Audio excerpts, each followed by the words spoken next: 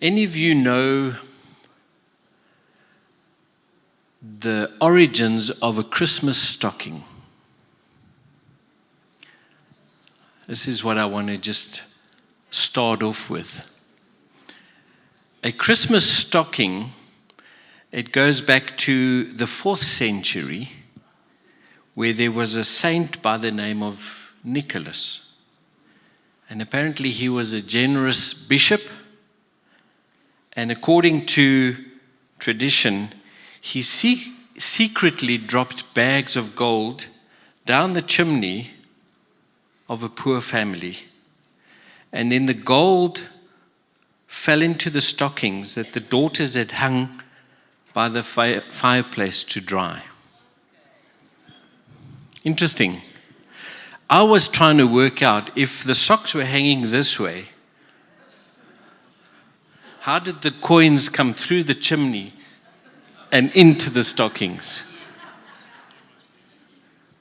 Isn't it amazing how traditions, stories go around and you don't quite know how it happened? And it goes on to say that this particular family, poor family, they had 3 daughters. And they couldn't afford the dowries to get married. But when these gold coins had arrived in their stockings, they were all 3 able to get married.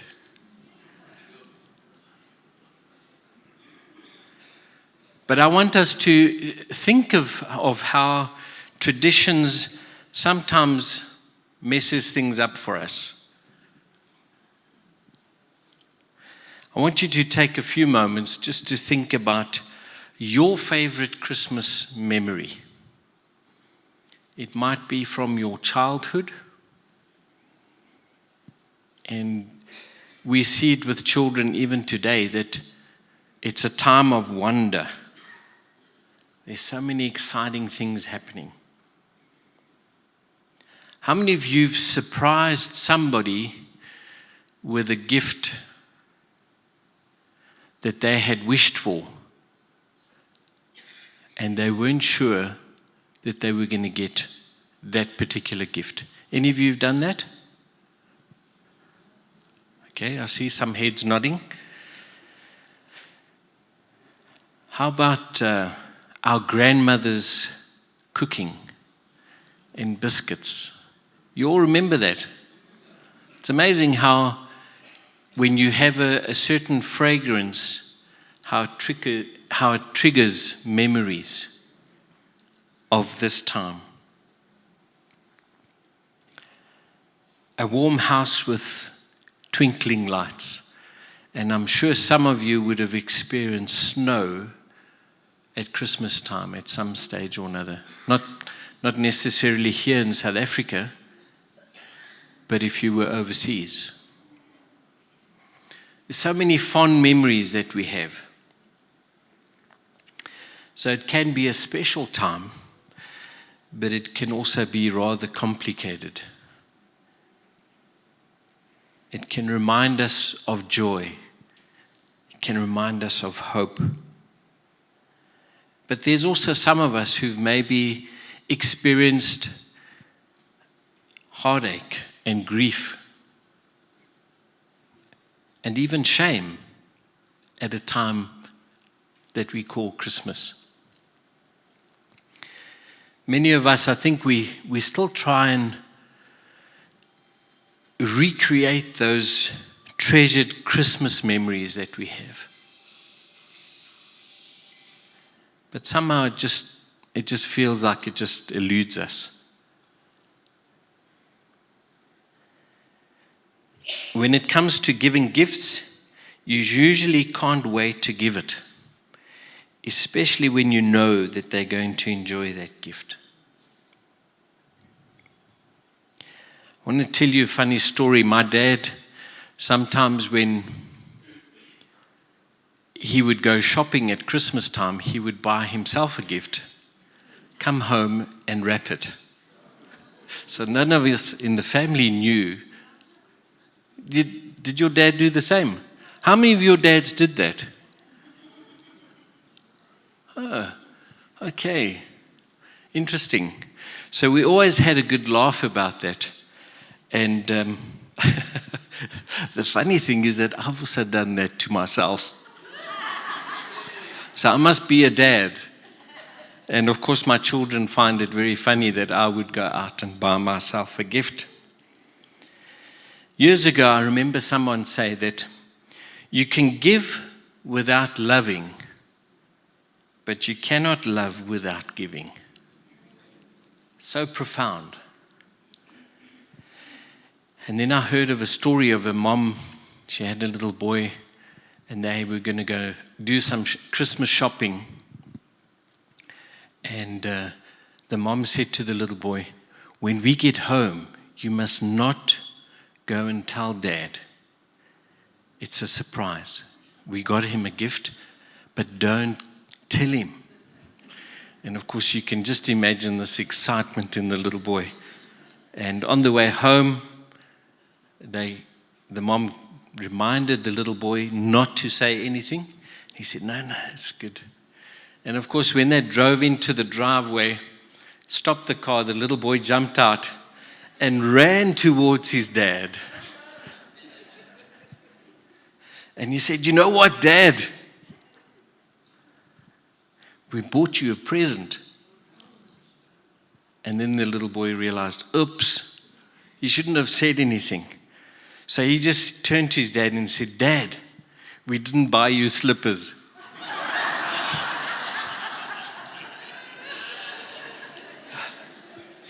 But you know, with our theme, our greatest gift, every Christmas season has its share of giving gifts. But the fact is that few of those gifts, if any of those gifts, will be considered indescribable. Over the years, we may have read stories of different countries giving other countries gifts. And the one that I think of is the Statue of Liberty. That was a gift to the USA from the French. And that was in 1886.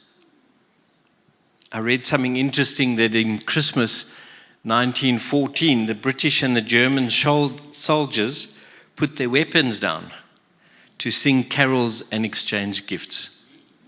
Isn't that interesting? And probably today, it sounds like many of the families, they may do that over Christmas too.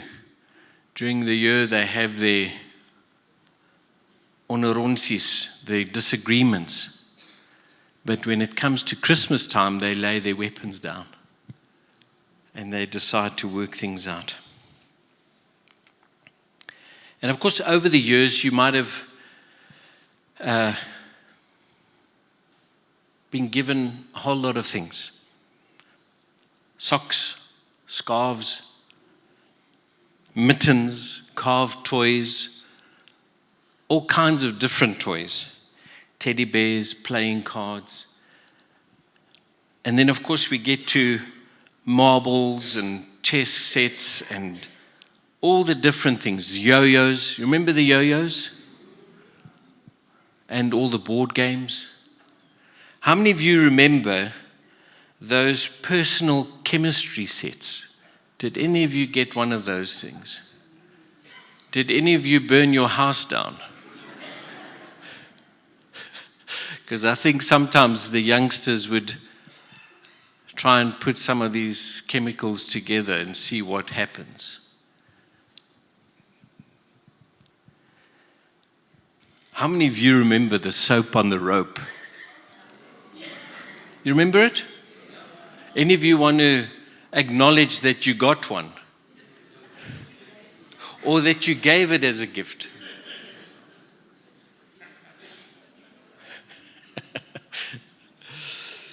And of course, many local favorites, especially here in South Africa, is braai accessories. Braai tongs and braai grids. Aprons. Yeah, we mustn't forget the aprons. Maybe those mittens to pick up the hot things. Poiki, those three-legged little pots. Cabbage Patch Kids, you remember those? Some of them were even given a unique adoption certificate. This is a bit crazy, eh? Lego. I think Lego is probably one of the biggest hits for children and dads. You had the He-Man action figures, the Barbies, the Brat dolls, My Little Ponies. At the beginning of the 1980s, that was when the video games came in. And then you had in the 90s, you had the Teenage Mutant Ninja Turtles. Now I know many homes had huge wars around those things. How many of you remember the Rubik Cube? Some of you have maybe tried your hand at it.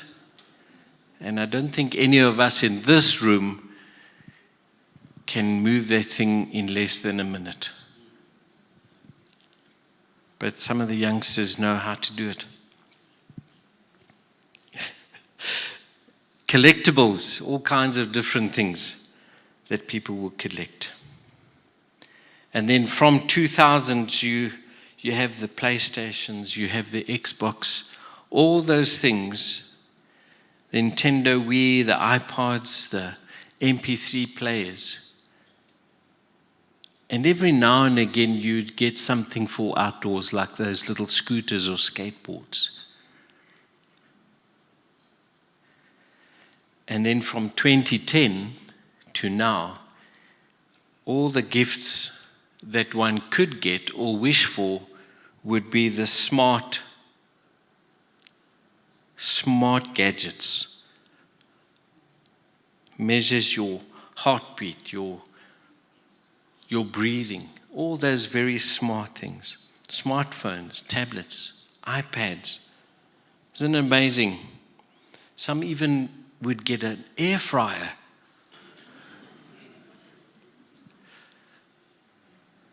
And coffee makers.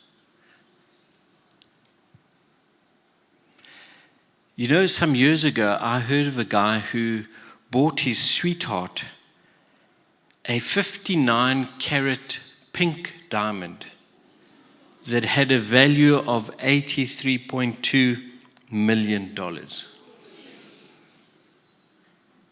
It's amazing. But no matter how expensive that gift is, it's still indescribable. Because many of them have a particular value. But when it comes to us, we need to know that God reminds us that He had an incredible gift for us as mankind. And He couldn't wait to tell what He was about to do. And I sometimes smile when I think of His sense of humor must have been quite something when He terrified the shepherds that were in the field. But He had decided He's going to tell mankind what His plan is. And a scripture that I think every one of us are familiar with in Isaiah chapter 9. I want to just read that as a reminder of what this time is about. Isaiah chapter 9 verse 6, it says, "For to us a child is born, to us a son is given, and the government will be on His shoulders. And He will be called Wonderful, Counselor, Mighty God, Everlasting Father, and Prince of Peace.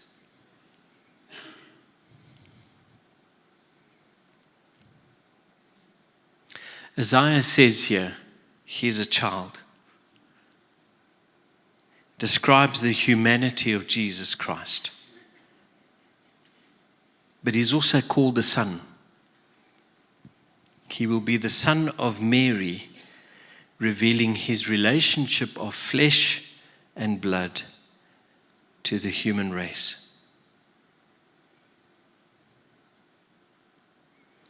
So those 5 descriptive names that Isaiah uses here. In verse 6, he shall be called Wonderful. Isaiah didn't even mention that he was going to do wonderful things. He just explained his name will be called Wonderful, indescribably wonderful. And with this verse here, Isaiah actually implies, he says, this one is consistently, unchangeably wonderful. The more we get to know him, the more wonderful he becomes. Isn't that so amazing? That each of us can get to know Jesus as being wonderful. Isaiah goes on to say, his name shall be called Counselor. Jesus Christ is our infallible counselor. He never gives us the wrong advice. He would never say, oops, I told you to go in the wrong way. He would never do that. The truth is that every person here today, no matter how long we've known Jesus for, and no matter what age we are, we need his counsel throughout our life. And he will give us the right advice, the right counsel that each of us would need. And he doesn't need my advice, because he's omnisciently aware of everything that each of us are dealing with.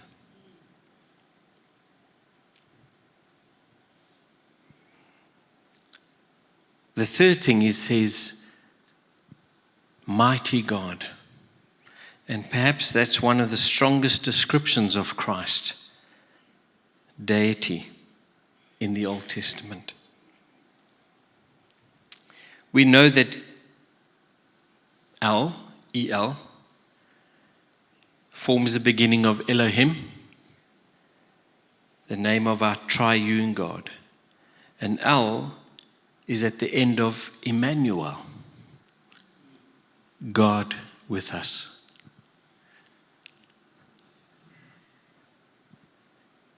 His name shall be called Everlasting Father. This word literally refers to the one who rules over the ages, the one who directs the ages of all time. In other words, he is the ruler of eternity. Interesting, when you look at Hebrews chapter 1 and verse 8, it talks about how the Father speaks of Jesus and Jesus speaks of the Father. So you can imagine in John chapter 8, we know that the Jewish leaders of the time, they were horrified when Jesus said to them, before Abraham was, I am. Consider that. The Jewish leaders must have said, how on earth can Jesus say that before Abraham he was? But he said it. And then Isaiah also describes this Prince of Peace as part of the coming Messiah. And it's because of Jesus that we have peace with God. It is because of Jesus that we can also have the peace of God in our lives. God was so excited about his gift. You know, when we look at that picture there, and if those gifts had specific things in them, we wouldn't be able to tell you what's in those boxes. But because he knew he was giving something that we could never get on our own. We couldn't earn it. We couldn't deserve it. We couldn't buy it. Or anything like that. It was a gift that we desperately needed. See, God looks at us with all the sin, the selfishness, and our shortcomings, and God says, I know what I'm going to give you. I'm going to give you the gift of forgiveness because of my love.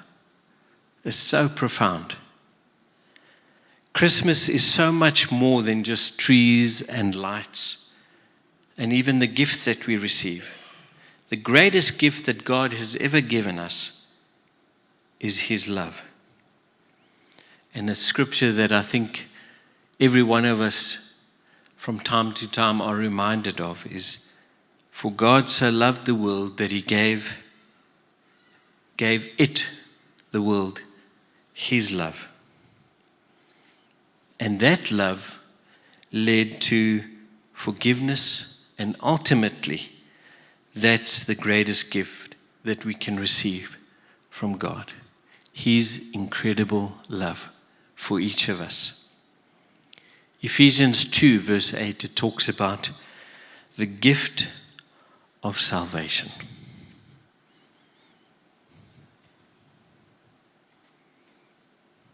More than 2,000 years ago, that gift was given to us, not wrapped in shiny ribbons, and it wasn't placed under Christmas tree.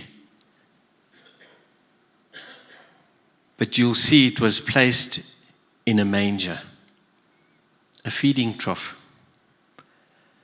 You'll see that in the Baobab Hall there's a little display on the stage there. That gift was literally surrounded with mud and the smell of manure. And yet that gift to this day is indescribable.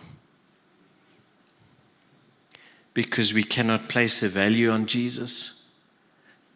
We can never fully define him. We can never fully measure his majesty or his attributes. And sometimes, actually most of the time, we cannot fully comprehend him. We don't always understand what he's busy working and doing in our lives. The truth is that you loved us first. He loved us first, before we were lovable. And this time of the year, we need to be reminded that Jesus has come into the world. He is Emmanuel. He enters our sorrow, our sadness, our disappointments, the fears that we may have, and even the broken hearts that we have experienced over the years. And when we are shattered and messy, he does not look away. He doesn't turn away, but he comes to live with us. Emmanuel. This last week, I received an email from a Christian ministry organization.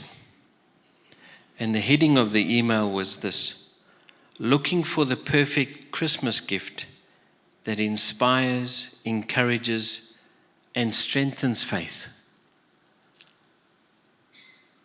And then I read on a little bit more and I realized, sure, they're wanting to sell you something to try and get this that will inspire you, encourage you, and strengthen your faith.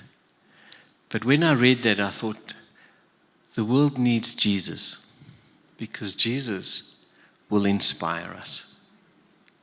He will encourage us without a doubt, and He will strengthen our faith.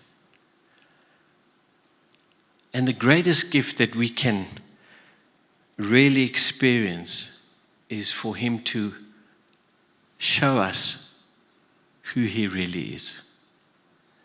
The more we get to know Him, the more we trust Him. And I want to encourage us, each of us, at this time of the year. I know some of you have made plans with family, but spend time considering the fact that He is the one who will bring encouragement. He is the greatest gift that we could ever receive. And sadly, many times what happens, the world puts such emphasis on the stuff that we can buy and receive, instead of just saying, God, I need to get to know you more.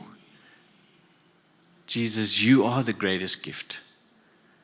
And I pray that each of us at this time will just be aware of His presence, even if we are with our families, or even if we are on our own. Just say, God, I want to know that greatest gift that you've given to the world.